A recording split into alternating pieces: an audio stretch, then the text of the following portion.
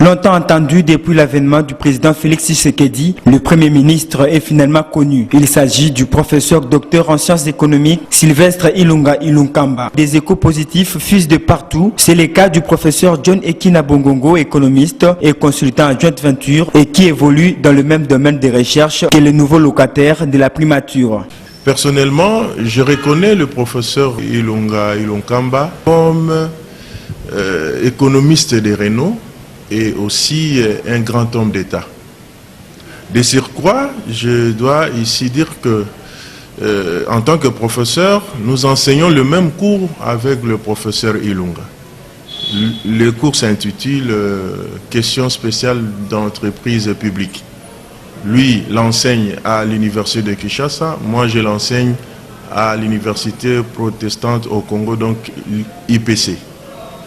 Bon, il y a lieu aussi de dire que j'ai participé à une thèse de doctorat qui avait porté sur la corruption et dont le professeur Ilunga était membre du jury.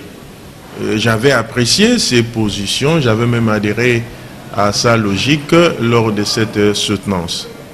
Et il faut aussi signaler que, en tant que jeune professeur, quand on m'a confié ces cours-là, questions spéciales d'entreprise publique, j'avais suffisamment exploité les notes de cours du professeur Ilunga.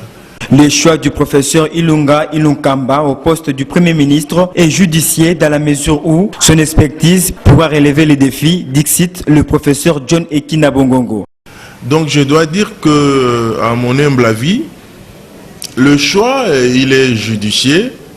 Je pense, dans une large mesure, que le Premier ministre, le professeur Ilunga, pourra relever les défis. Bon, je crois que depuis un certain temps, comme vous avez dit, depuis le professeur Mabi Mulumba, il y a eu quand même aussi d'autres personnalités, comme le Premier ministre Mouzitu, qui est du reste mon aîné scientifique, parce qu'il a fait mon option, économie publique et industrielle.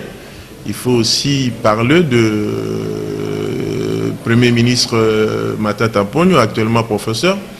En tout cas, ça doit personnellement m'enchanter parce que les défis à relever sont à 90% d'ordre économique. Et lorsqu'on a un économiste de cette trempe, qu'il a une certaine notoriété scientifique, il y a lieu d'espérer qu'on puisse arriver à des bons résultats.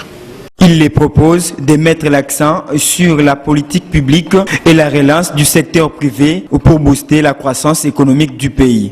Bon, comme publiciste, je pense que il y a lieu d'abord de relever qu'il doit mettre l'accent sur le politique, le politique public. Et quand on parle de politique publique, il y a d'abord l'éducation, il y a le social, il y a la santé, il y a tout cela. Donc il va mettre l'accent sur ça.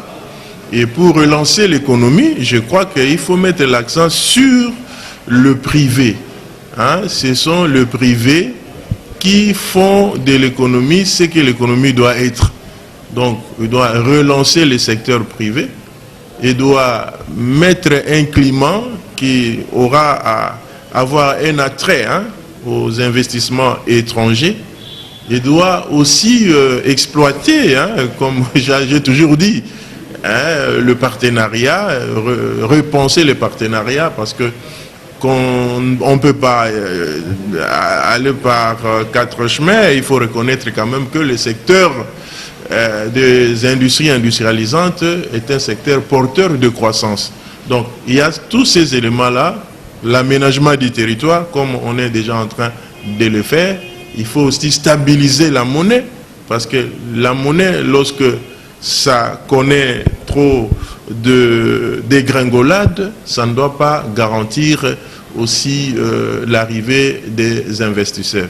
Donc, il y a beaucoup d'axes où il va mettre l'accent, mais je crois que le mieux serait de mettre en place un climat qui peut favoriser le secteur privé. Parce que le secteur privé, c'est un secteur qui crée des ressources, c'est un secteur qui, n'est-ce pas, permet à ce qu'il y ait croissance. Autre chose, lorsque on vient d'arriver dans un pays qui a un passé comme nous l'avons vu, il faut qu'il y ait vraiment des réformes presque à tous les niveaux, comme qui dirait l'audit général, pour voir par où commencer et continuer pour les besoins de la communauté.